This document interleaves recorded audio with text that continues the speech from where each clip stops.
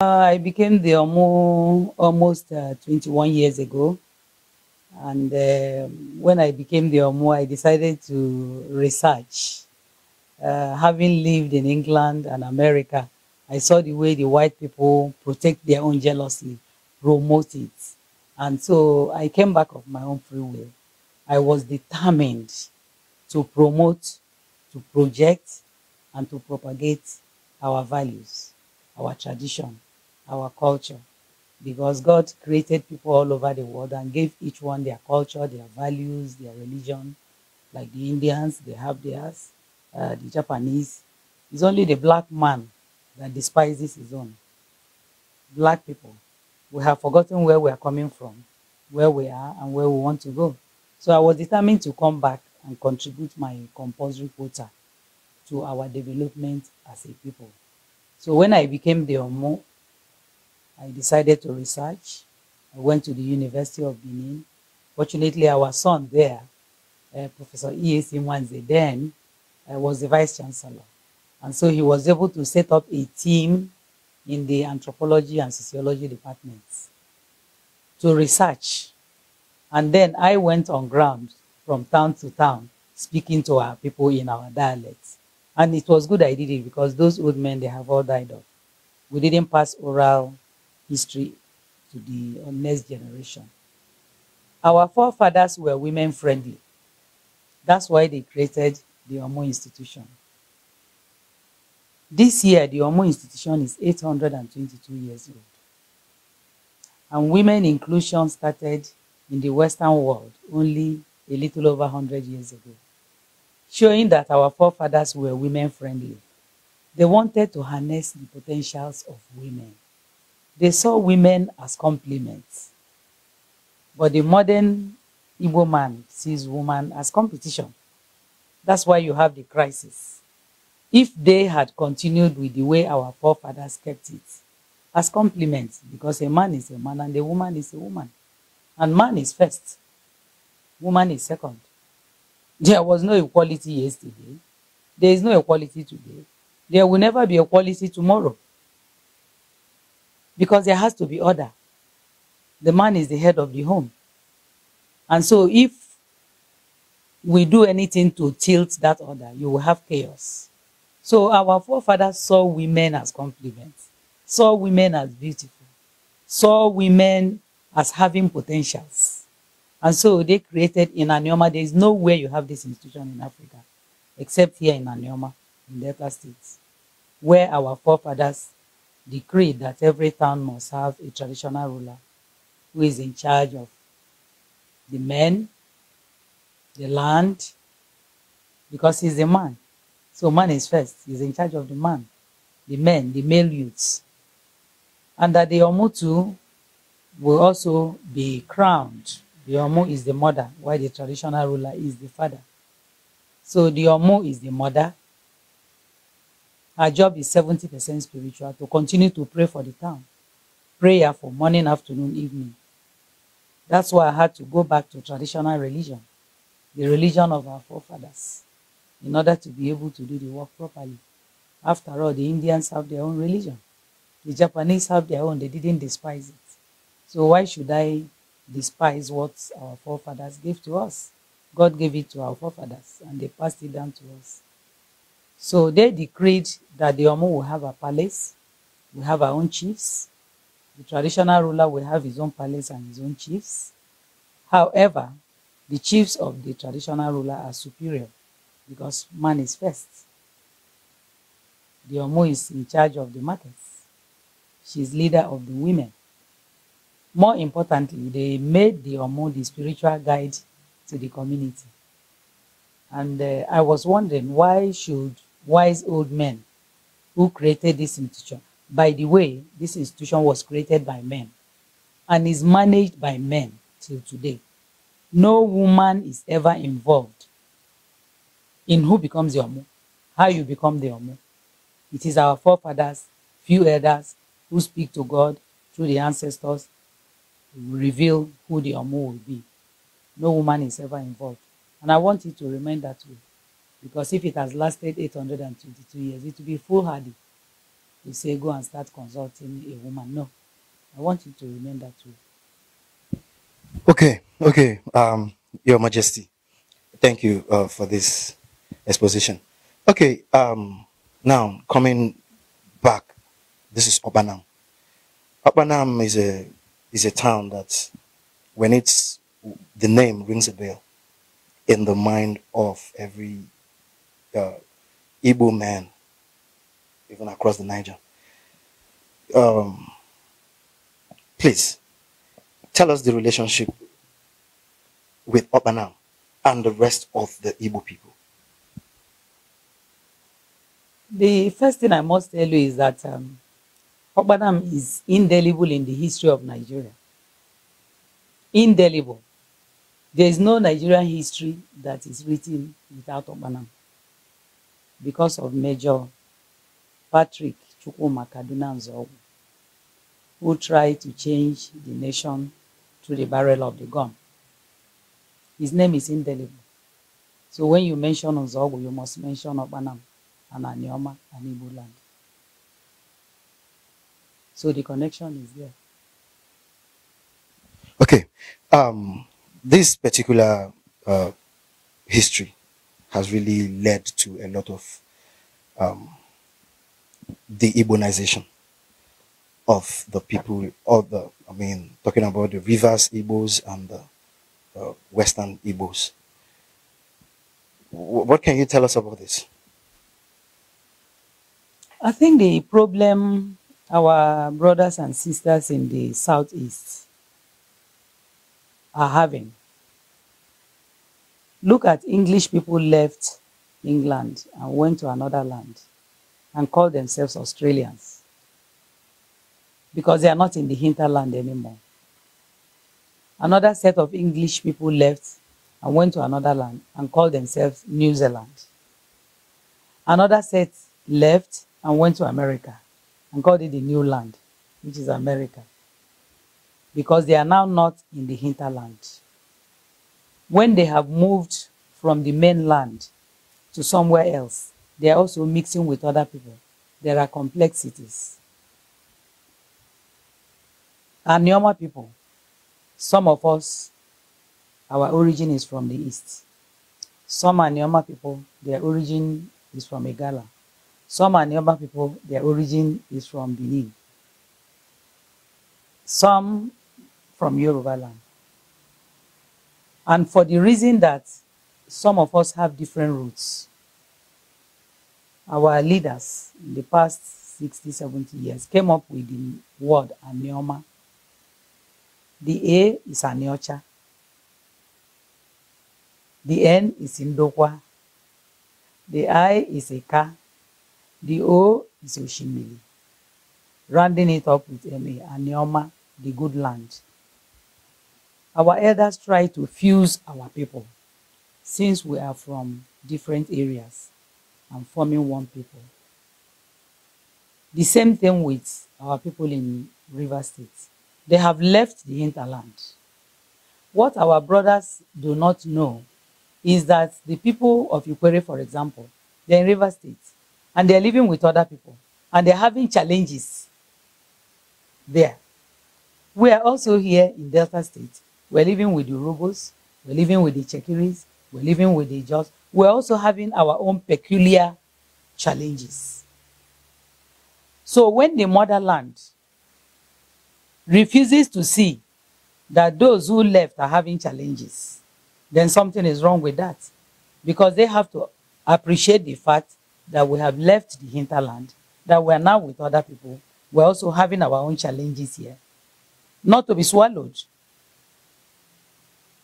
Again, the motherland, which is the southeast, have not stabilized the southeast. Because you can't be saying Anioma is part of the Igbo land, Ikwere, Ndoni, they're all part of the Igbo land. But the centerpiece of the Igbo land is the southeast. That is the core of the Igbo land. And the core of the Igbo land is having crisis.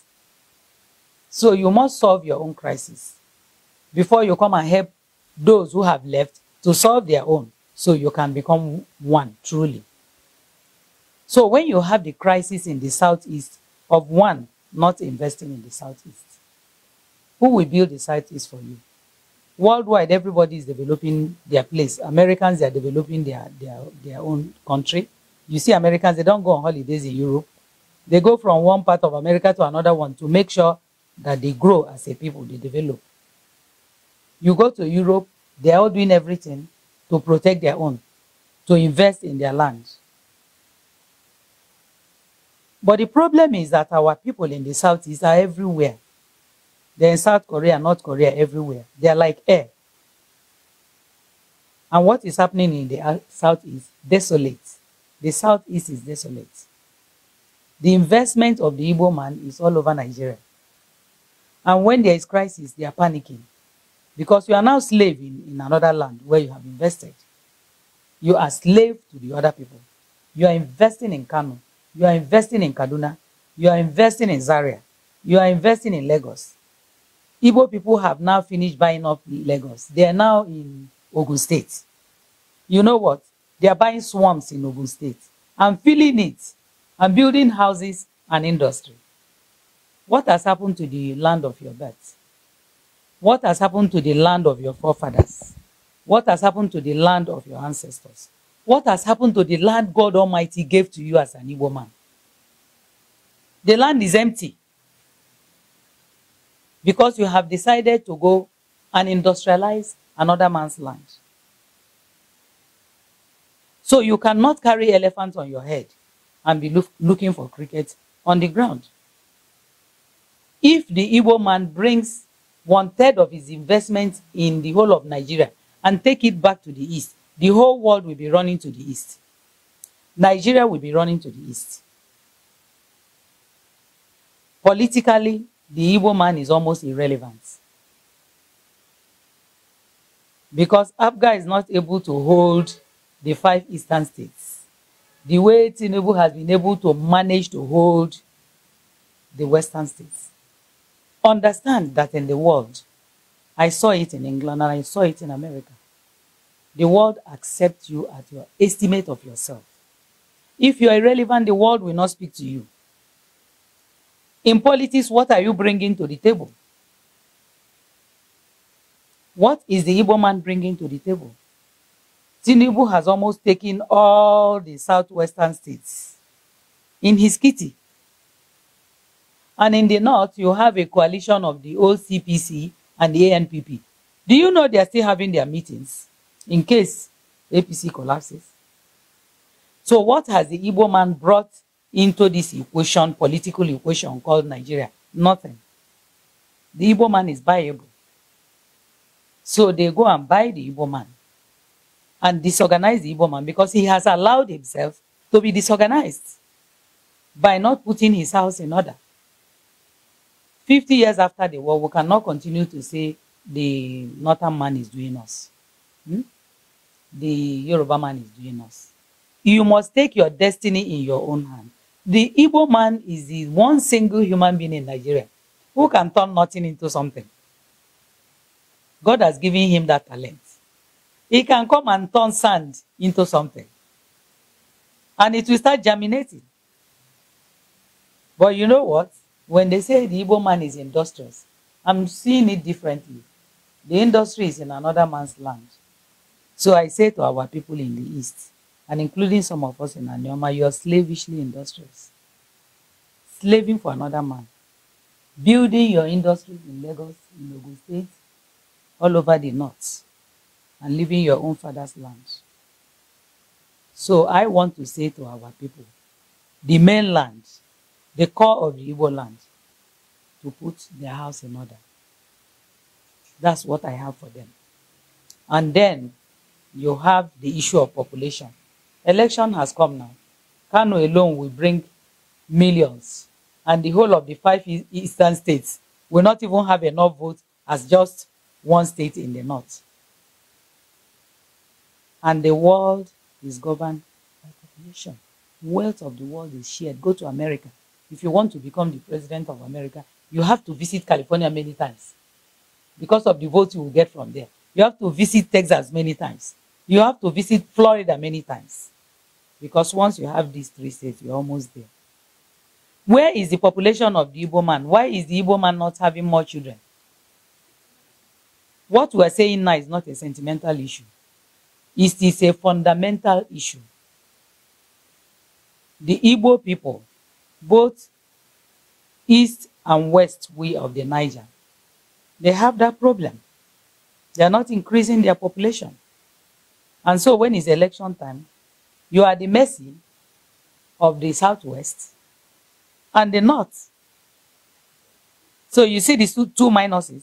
One is investment. What is driving you from your father's land? Why can't you invest in your father's land? Is there any problem? God gave us this land. God gave the Igbo man the land to develop it for the good of the young people and generations unborn, so that they can live purposeful lives. Are we not supposed to build foundation for our young people? Is that not our duty?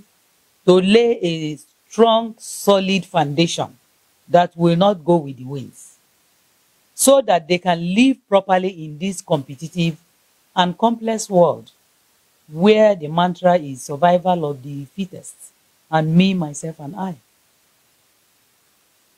So if we are not investing in Igbo land, east or west of the Niger, if we are not increasing our population, if we are not loving ourselves and helping each other, well, by the way, what does it cost to love and be loved? Does it cost anything? What does it cost the Igbo man, whether east and west of the Niger, to love each other? Nothing. But the Igbo man loves money more than his brother. So he can betray his brother because of money. The whole of Nigeria knows that. So when it's time, they try and look for 2 or 3 Igbo men to buy over.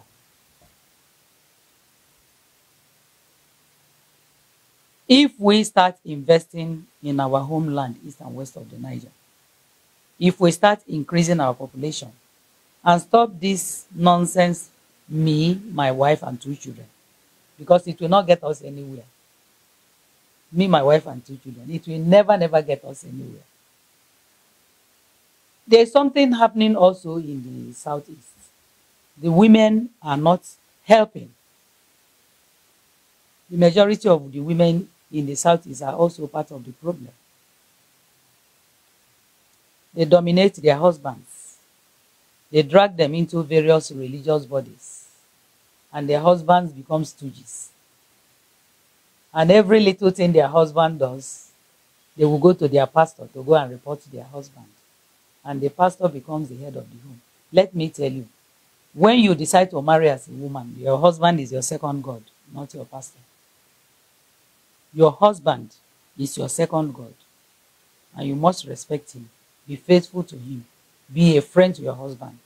Be a confidant to your husband. Be a shoulder for your husband to lean on. That's what you're supposed to be. The children you have, you must inculcate sound societal values in the children. You must make the children to respect their fathers. Because if they grow up and not respecting their fathers, they will be trans. That is what is happening today in Nigeria, and particularly in the Igbo land. Because the woman takes her own love and takes the love of the husband. So the love of the children goes to the mother. Nothing is left for the father. Is he not a human being? Did God not create him to exist? So the man is unhappy at old age because the woman has taken all the love. She will go to Omugo and forget that the man, somebody will cook. Meanwhile, you don't want the man to marry another wife. And the man in the Igbo land is now like jelly in my plate. The Igbo man is jelly in my plate, wibbling and wobbling, being dragged around by the wife. I want to see the old Igbo man, the strong Igbo man, the male Igbo man, the masculine Igbo man, who when he's coming back from the farm, the wife is anxious. When we were little, our mothers will tell us, "Nna anyị na-anata." You can see, the women so love their husband that they go, "Nna anyị na-anata n'ugbo. Nna anyị na-anata n'ugbo." Everybody will be cooking because the man must eat hot meal. We were happy doing that. I want to see that man that we lost in the Igbo land. That man that is coming and there is sanity everywhere. And we're cleaning everywhere because Father is coming back. Because the man is our second God. That's what I want to see. So stop telling me about what is happening to Ikwere or Ndoni or Anioma. Your Majesty, um, the people of Anioma, it's here that we're getting your own version about some certain migrations, and because I've gone to people who gave me a version about especially the Ika people being autochthonous people, and that is actually the where the story of Igbo started from. And I have another version about the Okwani, which after this visit in your palace, we are taking the next bus to Kwale, to Abo, in order to get this fact too. So, what do you have to say about this? Do you see America? People went from England and chased the aboriginals, the indigenous people, the Indians, and took it and called it America. Later, some other Europeans went. Scottish people, German people, Italians. And so America became a melting pot. They didn't call it New Land again because New Land is from England.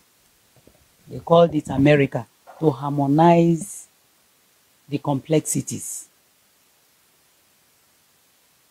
the diversity, to make it one. We are Anioma people.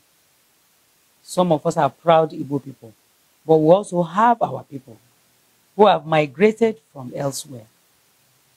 And rather than the fatherland giving us room to harmonize ourselves, for example, we don't have a state of our own. Anioma does not have a state of our own. Do we not need a state of our own? Over the years, we have been protesting, and they have been bypassing us. The Southeast is shot by one state, and they have still not gotten it. You can't be doing something the same way and expect a different result. So if we're doing the wrong thing, then we have to find a way to do the right thing. Then later we can come together as one. We are having the issue of trying to mend our own people here, to fuse ourselves, the differences, and become one. What the fatherland can do is to allow us to flow and become truly one, so we can become the larger one. Okay, well, having said this, has there been any history of conflicts between the Anioma people? Well, you have gone to Ika. I'm sure you got a different version. You go to Okwani or Ndokwa, you have a different version. What does it show you? It shows you that the Anioma is not entirely one. And we are trying to be one. And anybody who loves us will help us to become one as a people. In Delta State, we are the only ethnic nationality that is not recognized as an ethnic group by the federal government. What other ethnic group are you? Ichakiri is recognized by the federal government as an ethnic group. Isoko that started yesterday, Isoko was part of Urobo Nation. But now Isoko is recognized by the federal government as an ethnic nationality. The Ijaws are recognized as an ethnic nationality. These are the components that make up Delta State.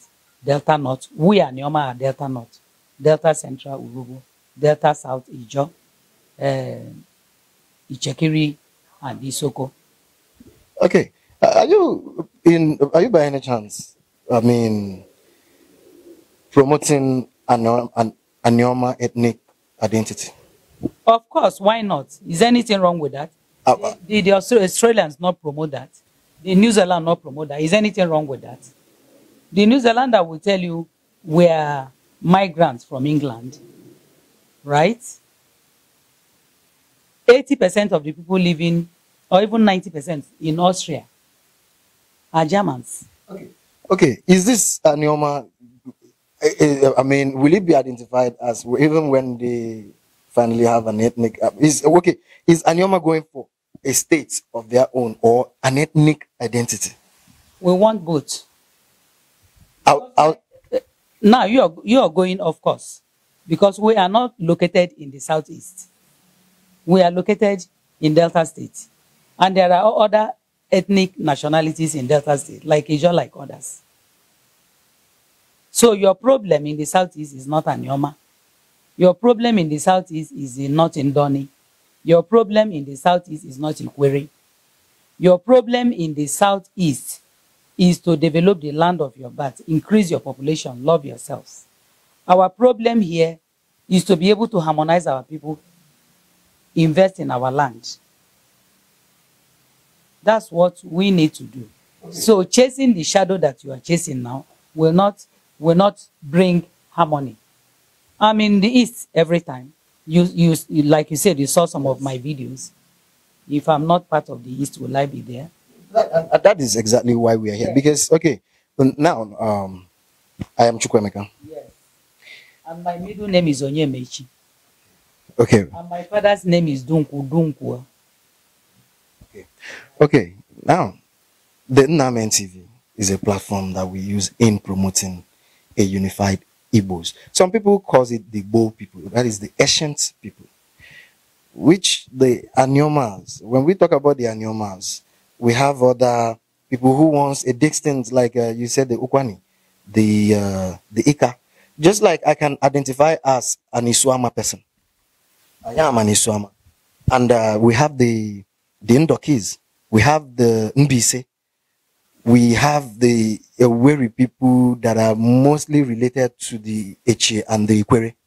Now, these are different subgroups in identifying with one identity, the Bo, that is the Asian people. So, the Anyoma, where we have the Opanams, the Ika, and the entire Oshimili people. We're going to have a separate, like, but they are still Igbo people, in as much as they have influence of other. Are you going to detach Anioma Oshimili from Eka? Not at all, at all. Are you going to detach Anioma Oshimili from Undokwa? Not at all. Very good. So, I am telling you conclusively, it's not subject to analysis. It's not open to interpretation. That the problem we Igbo people have is to go and develop our land. Is not what, because what you're doing is removing us from the real issues facing us, from being marginalized politically, from being marginalized in every possible way in this nation. Those are the issues facing us. We cannot leave the larger issues facing us and be talking about those are trivial issues. And you know, we are dedicated to this. This is Unified Igbos now. Yeah. And way to unify, I am telling you that the first way to unify Igbo people is for Igbo people, whether east or west of the Niger, is to start investing in their home, bring back their home and be relevant. I mean, we can deny the fact that there are no investments. But what is talking of what? Yeah, there are people who are still citing their companies and they are not citing anything, please.